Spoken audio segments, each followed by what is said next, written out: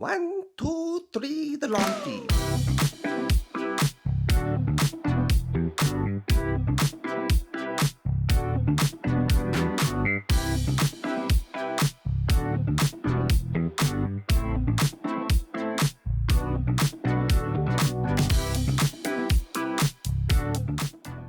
Hello and welcome to yet another episode of the Lawn Feed podcast. Collectively, the Lawn Feed is three dads with a strong passion for lawn care.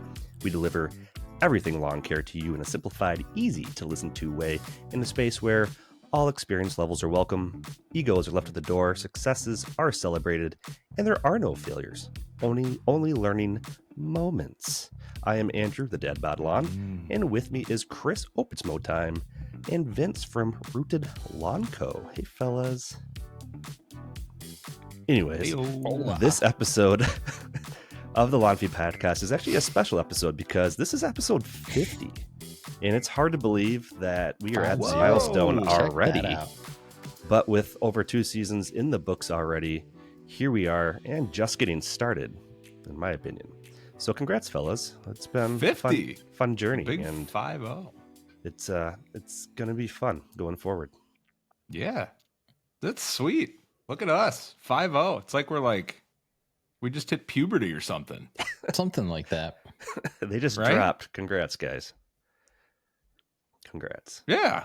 And if you've been listening to us from the very beginning, I'm sure you've seen a lot of improvements. It's always exciting to go back and listen to some of your, like when you create reels, you're creating content, even when you're starting out in your lawn, looking back at how you did things before to what you're doing now.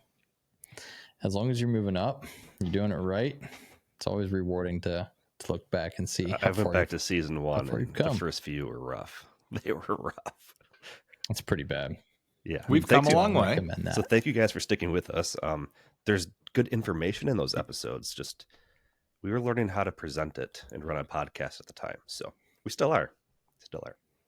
Yeah, our sponsors. Yeah, thanks so much for Twin City Seed for powering this season of the Lawn Feed podcast. They're built on the reputation of superior service, accuracy, sustainability with custom blending and packaging high-performance products like high-performing grass seed and much more, and a team of dedicated experts. Twin City Seed is North America's leader in giving DIYers the highest quality of premium and elite grass seed for your next project. So, also, if you guys don't know, North America also includes Canada. Hey. And I'll never get that one right. Hey. Right. So when you're on Twin City Seed, be sure to use promo code TheLawnFeed10 and save 10% off your next order on turf grass and the bead lawn mixtures for your next project. And on top of that, receive free shipping by pairing promo code FREESHIP24. Twin City Seed proudly serves all of North America, including Canada. Check them out, twincityseed.com and twincityseed.ca. 46 degrees here today, boys. Ooh, we're warming 48 up. here. We're coming. Yeah. Ooh, you got me beat. I actually saw the NOAA. I don't even know if that's like the acronym. It's the National Weather Service extended forecast model for temperatures. Sure. And it was like the above average, below average, on par. Like, what are you projecting? And Michigan, where Andrew's at, was just like maroon, so like super warm for like that time period in like the 10 to 14 day window. I thought that was kind of funny. We do not have a winter. We've been riding bikes around here lately. By next Wednesday we'll be 60, 62, 64. Ooh, 69 degrees. Nice and comfy. It is almost pre-emergent time. We're coming up to it. I know. I've been seeing people out west and some people down closer to the transition zone doing projects and stuff. And I'm like, oh, it's that time. Didn't even know. It is that time. It's coming. Speaking of that time, sure. Should we talk some dads, wins, and losses? Sure. Fire that bad boy right up. A lawn feed tradition where we tap into who we are at heart. Dads! This is Dad's Wins and Losses, where we tap into our inner dad bod father figures and highlight some of the recent wins we've experienced as parents, and of course, vent about the embarrassing losses we take each and every day as dads. I love That ending always makes it worth it, right? Yeah, for It's sure. always the good ending. It's always the good ending. Who's got some stuff to share? I'll go. Hi, Andrew from Dad Bod Lawn here. Nothing too significant. You guys want a loss first or a win first? I'll let you guys pick. Ooh, let's hear the loss. Let's hear you fall on your face. Well, this past weekend, I don't even remember if it was Saturday or Sunday, but I was actually on call for work, and I spent some significant time at work one of those days. And I came home, and it was one of those days where like you clean the kitchen 3 times and it never looks clean. You clean the living room like it's spotless, no toys are out, and 20 minutes later it looks like a tornado came through. The kids are fighting with each other, not listening. They won't do anything you ask them to do.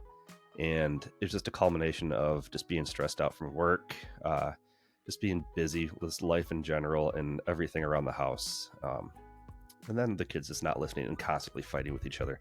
And I was like, I'm about to lose it, right? And I did the right thing, and I removed myself from the situation. Luckily, I wasn't home alone. My wife is home. And so I actually just walked down the hallway and I laid in bed for about 10 minutes and let myself chill and kind of just think about things and kind of regroup before I went back out, and I was like a different person. So it wasn't a complete loss, but like I was on the verge of completely losing it, and I caught myself and did something about it. So in a way, that's a little bit of a win too. But my win is actually from today. My daughter had what they called the 100th day of school, right? So they do 100 day, and every kid in her class was supposed to bring 100 of something. So she cut out like 100 hearts out of paper and brought those in. Kids were bringing 100 Legos and whatever. But along with that, they're supposed to dress up as like 100-year-olds, like old people. It's like a Halloween day kind of thing where you dress up as like a grandma or a grandpa. Sure. And of course, my wife goes all out for these things. She's always excited to dress up the kids and stuff. So this morning she was getting my daughter ready. My daughter wasn't having it. She didn't want to dress up like a grandma. She had a really cute little grandma looking outfit on, and then my wife had this spray stuff for her hair that like turned it completely gray like a grandma. And I think my daughter was thinking the whole time is this was gonna be embarrassing for her. She's in kindergarten, so like she's very young, right? And she was afraid of being the only person at school that looked like that. And so like she was very apprehensive and didn't want to do it. But the minute she got out of the car at school, she saw one of her best friends also decked out and had a wig on. And before she even got in the classroom, my wife got a few pictures of her with her friends, and they were all decked out, and she was just ecstatic and happy just like that. So I think it was like a moment for her realizing that, you know, it's going to be okay. It's okay to be nervous, but you know, you're not going to be the only one dressed up. So it was cool. The pictures turned out good, and she looked happy. So that's a win in my book. Yeah, it was also a mom win, right? Oh, for sure. Haven't She's had always one of them winning. yet. She's always winning. The 100th day of school. That's fun. We got our 100th day of school notification, I think like, I don't know, a week before it happened or something like that. Yeah, we've known about it for like a month. We just like forgot about it. I Do don't they know. do anything? It's just one of those things. But I could see how that might be intimidating. Like it's your first of. Oh yeah, and it was just more so we had to reassure her like it's gonna be okay. You're not gonna be the only one, and the boys are not gonna make fun of you because like she was like, oh, the boys aren't gonna dress up. They're not gonna do like I don't know if they did or not, but all of her girlfriends did. So, but she had a good day. She came home smiling. Yeah. Oh, that's good. That's awesome. It's awesome. Good for you guys. We should transition to some grass, eh? Let's talk about some of that sissy stuff. Is that it? That's what we're talking about tonight. Perennial ryegrass, the real sissy grass. Real sissy grass. Well, you guys, this is our 3rd episode of our cool season grass type series. And our last 2 episodes, we took a deep dive into both Kentucky bluegrass and tall fescue. We talked about their pros, their cons, and whether that's a good fit for you and your lawn.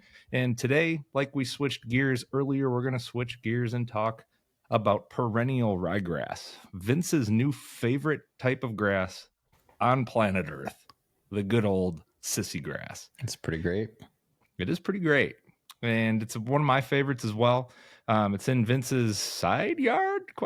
Side piece. Yeah, side yard, side piece, and my front yard for reference. So if you're following along with everything there, that's what you're seeing there. And in our first couple episodes of season 3, we talked about identifying your zone, so your location, your environments, narrowing down which grass type might be the best fit for you, your location, and ultimately what's going to be best fit for you and your lifestyle, because that matters too. If you haven't listened to those, be sure to listen to those episodes as a precursor to this one and follow in the steps that you should in considering what's best for your lawn. Also, be sure to check out our free guide, What Grass is Best for Me, available on all of our social profiles and as well as thelawnfeed.com to drill down what grass type is best for you, your local environment, and of course, your lifestyle. But for those of you who have been with us the last couple episodes and following along, the real OGs, let's get you prepped up for your upcoming project and talk some perennial ryegrass. So some high-level quick facts on perennial ryegrass. Vince, hit them with a few before we turn it over to our friends at Twin City Seed. Well, let's start with a little history lesson, shall we? It was first introduced in the 1960s from the U.S., which is kind of cool. It's kind of cool to go back to see when, because these aren't native grasses. Sometimes we get some slack for not using native grasses, but anyway, 1960s, summer of 69. Perennial ryegrass goes hands in hand. Similarly to the bunch type style grasses like the tall fescue, perennial ryegrass is also a bunch type cool season grass, and it's very popular because it's known for its rapid germination and also its excellence in traffic tolerance. Perennial ryegrass offers elite genetic color, especially in higher quality seeds. I recently just planted Fielder's Choice in mine. Chris, what do you have?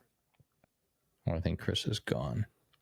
Insert. I have what is no. I'm here. I have the new Obsidian. I can't ever pronounce that word. From Twin City Seed. So it's the Hat Trick Fireball mix. They have another third cultivar in there as well, but it's the Dark AF mix from Twin City Seed. Yeah, that's actually the darkest perennial ryegrass on the market, correct, right? Mm-hmm. In the globe. Yeah. So on the globe. So check that out over at twincityseed.com. Back to the characteristics of perennial ryegrass. The leaf blade is very similar to also Kentucky bluegrass. It has a super soft texture, and it's appealing for residents who like more of a well manicured lawn. And it also blends in with Kentucky bluegrass really well because of that fine leaf texture. Also, it's a good option to include in different seed blends throughout the cool season region, but it's also known to be an option for warm season zones during the winter time. When the Bermuda goes dormant and you still want to keep a nice green lawn, you can do a nice heavy overseed into your dormant Bermuda grass, and you have a nice green perennial ryegrass lawn where you can continue to manicure it even in the off season. While perennial ryegrass does have all these appealing advantages, it is a higher input turf grass, which means you will have to put more fertilizers in it. You will have to mow it more frequently. Usually, you're going to have to water it. There's just some drawbacks with that. Most notably, the winter hardiness when it comes to extreme temperatures, super cold, it doesn't do as well. And also it's more vulnerable to certain diseases like, should I say it? Pythium? I said it. You said it. Can't take it back. The P word. So the P word. So also, speaking of diseases, Andrew, back to you. Oh, ouch. Thank you. No, that sounds good. Thanks for that. But what do you as a homeowner need to know about perennial ryegrass for your lawn? What environments is it best suited for? And is it a good decision for you and your yard? We sat down with our friends at Twin City Seed to break down some of these questions, and this is what they had to say. Take a listen. But nothing is going to stripe better in your lawn than perennial ryegrass when it comes to color, when it comes to height of cut. Perennial Rye has that wow factor for homeowners. Holy crap, my grass came up in 4 days. I can't believe it. This stuff's the best. With us once again are our friends Andy Keating, General Sales Manager, and James Bolfin, Conservationist from Twin City Seed. The main reason I think a homeowner would seek out perennial ryegrass is because they were scrolling on their phone when they were supposed to be asleep in their bed and they came across a rooted TikTok or an Obits to Mow Time TikTok and they were like, holy shit, those stripes are incredible. I want my lawn to look like that. And that, that's the beauty of perennial ryegrass. If you think of like the main character in every coming of age teenage movie, the girlfriend at the beginning of the movie, like the smoking hot chick who's just super high maintenance and is whining all the time before the protagonist ends up with whoever they fall in love with at the end, that is perennial ryegrass. It's going to look incredible, but it's going to be a chore to maintain. I can tell you think about this a lot. Yeah, you had that ready to go. Once or twice. Well, I don't know how we're going to follow that up, but let's talk through some of the disadvantages to perennial ryegrass and some of the things that people might not like about it. So me, I'm an ecologist first and a turfgrass scientist second. So for me, I'm trying to avoid all those inputs, the frequent mowing, the frequent watering, the frequent fertilizer use. And if you want to have a successful perennial ryegrass lawn, you really are going to have to, go pretty heavy-handed on those inputs. So my thing is, everyone's lawn is their own kind of little universe with their own goals. If your goal is, I want my neighbors to drool every time they walk past my lawn, go nuts with the perennial ryegrass. It's going to look great, but it is admittedly going to be quite a bit of work. If your goal is to have something that looks good and is easy to take care of, or you want something a little bit more eco-friendly, then perennial ryegrass probably isn't for you.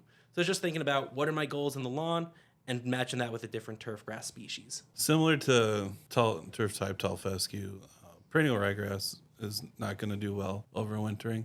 You'll probably get some dieback there. And that's why it's common that people overseed with perennial ryegrass every fall and every spring, just to keep its density high. Also, it doesn't manage heat very well or shade. So if you're dealing with those conditions, it's probably not recommended. When you say it doesn't handle well in heat, define that. 80 degrees plus. And are we talking short amounts of heat, like bursts, or long extended periods of heat? Yep, extended periods. So yeah, say you get into July and you see 80 to 90 degrees for the next 14-day forecast. Look out. Probably going to look at some sort of stress and damage there after that break, especially if there's no rain to cool it down at all, or if you don't have an irrigation system to cool it down. Being able to cool it down in the morning will help it survive it. I don't think perennial ryegrass really goes dormant. It just goes to dead. Yeah, you're always going to have a little bit of a juggling act where, even if you do provide the irrigation, the water, you're going to want to be a little careful there because perennial ryegrass is also prone to some disease damage where, you'll just want to make sure you have a fungicide on deck, something like that. So, I personally might come off as a perennial ryegrass hater, but if you want to have, that lawn that's just incredible to look at, use perennial ryegrass. It's going to look fantastic. Just, be ready to have your arsenal of inputs ready to roll. The water, mowing a little bit more, the fertilizer, and some fungicide things to combat different diseases in the lawn. Yeah, definitely look out for those varieties that have the gray leaf spot resistance. If you look at our Fielder's Choice perennial ryegrass blend, you'll see that Pangea Manhattan 7 have gray leaf spot resistance. We have a couple other varieties. There are two in there, Malala and Greyhawk, that also have a great disease package. So if you're not huge on fungicides, look at that Fielder's Choice blend for sure. So there's certainly a lot to consider in terms of the inputs going into a perennial ryegrass. But let's talk about some of the pros and advantages of why someone would choose a perennial ryegrass. We can start with the germination time of perennial ryegrass and just compare that to the other cool season grass types and when someone would want to consider that for their lawn. We're going to generalize here. We're going to talk about soil temps being at optimal temperature between 55, 60 degrees plus. Perennial ryegrass, you're looking at 4 days. Average. Turf type tall fescues, you're looking at 7 to 10. Seen them sprout quicker. It's completely dependent on its environment. And bluegrass, there's some bluegrass varieties that are bred for quick germination. And those quick germination bluegrasses are anywhere from 10 to 14 days. Otherwise, it's 20 plus for Kentucky bluegrass. Fine fescues kind of fall in that turf type tall fescue window as far as germination too. Yeah, I know that I've spent a decent amount of time kind of shitting on perennial ryegrass, but I actually absolutely love perennial ryegrass for anyone that's doing a new lawn renovation. Where if we're thinking about what are the reasons why some folks' renovations fail, washout, the seed washing away due to a rain event while you're waiting for it to germinate, is probably the number one reason. And what's so awesome about perennial ryegrass, just what Andy said, 4 days to germinate. And that is so important because if you're working with another grass that's slower to come up, particularly Kentucky bluegrass, you're really going to want to have something in your lawn that can pop quick and hold the soil in place, make sure things don't move around too much. So, just about everyone that calls into us and tells us they're doing a new lawn renovation, we're making sure they have at least some perennial ryegrass in the mix to have something that sprouts quick, holds the ground steady, while the rest of the grasses are getting ready to roll. We haven't had a chance to bring this up in the first 2 episodes of our grass type series, but perennial ryegrass offers an opportunity to talk about the TWCA and drought tolerance when it comes to putting a variety together or a mix together. And Fielder's Choice, your perennial ryegrass mix, is TWCA certified. Talk to us about what that is, how to get certified, and what all goes into that when you guys are blending various mixes. TWCA stands for Turfgrass Water Conservation Alliance. Basically, it's a group of seed producers, seed companies out in Oregon that have come together to develop a rigorous program for turfgrass testing for drought tolerance mainly. And they've created a bank of varieties that they've approved for drought tolerance. So when it comes to getting your TWACA TWCA certification, it's pretty simple where you need the cultivar to meet a certain aesthetic standard while using 40% less water than your typical standard grass within that species. So if we use perennial ryegrass, for example, they have a certain standard controlled baseline cultivar. There's a certain aesthetic standard that they're hoping to achieve, and they know how much water it takes to achieve that aesthetic goal. When they evaluate all those different cultivars, they're trying to cut back water use by at least 40% without any sort of drop in aesthetics. The cultivars that meet those standards aesthetically while using 40% less water get that TWACA certification. It's something that's easy to explain, but a hell of a lot harder to achieve. And what we do is we take that data and we take those varieties, we put them in a mix. So for a mixture or blend to be approved, TWCA certified, that has to be 70% of the mix with TWCA approved varieties. Fielder's Choice falls in there because Greyhawk, Malala, and Manhattan 7 are all TWC approved. Pangea is not, but also Pangea is one of the highly rated for turfgrass quality and perennial ryegrass, and that's also why we have that in there. So to generally recap a couple things you said, you might not recommend a 100% perennial ryegrass lawn to the average homeowner. However, there are places for perennial ryegrass, most notably in different varieties and mixes. What are some alternative options that people can look at that includes perennial ryegrass that might help benefit them that you guys also offer? If you're looking for a good all-around mixture of grass seed, check out twincityseed.com and be looking at the sunny, sunshade, shady, or dense shade mixtures, depending on your environment and how much shade you have. Those are going to be your good all-around homeowner mixes. The sunny, the sunshade, and the shady will all be TWC approved this year in 2024 and going forward. Yeah, if you're looking for one kind of catch-all mix that's going to look great and be able to thrive in just about any yard, I would say to take a look at our Tough Turf mix, especially for an overseeding where it's got some really high-end perennial ryegrass to get things started and give you that wow factor like Andy mentioned before. It's got some Kentucky bluegrass, which of course kind of the aesthetic standard when it comes to lawns. And then it's got some tall fescue where, of course, Kentucky blue and perennial ryegrass are great when you have ideal lawn conditions.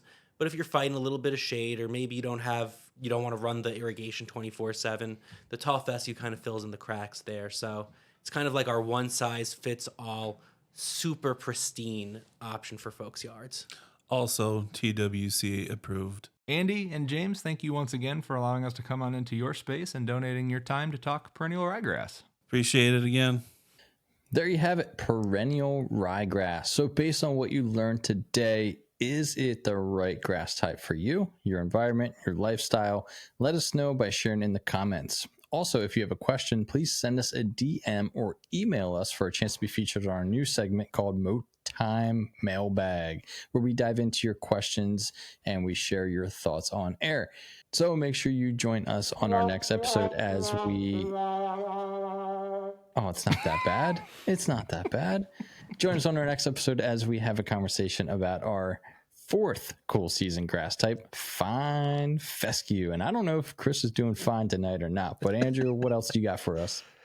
Just once again, thank you to our friends over at Twin Cities Seed for their help with today's episode. Make sure you check them out for all of your turf grass needs. And remember to use the code LawnFeed10 for 10% off your order, along with free ship 24 for free shipping. And be sure to head over to thelawnfeed.com to elevate your lawn apparel by grabbing a new Mow Time or Big Grass Guy shirt and use code BRAD15 at checkout for 15% off your entire order. On behalf of the Lawn Feed crew, thank you for joining us for yet another episode, and thank you for 50 episodes with many more to come. Stay safe out there, and good luck with this week's venture of parenthood. We'll catch you guys in the next one. See ya. Bye-bye.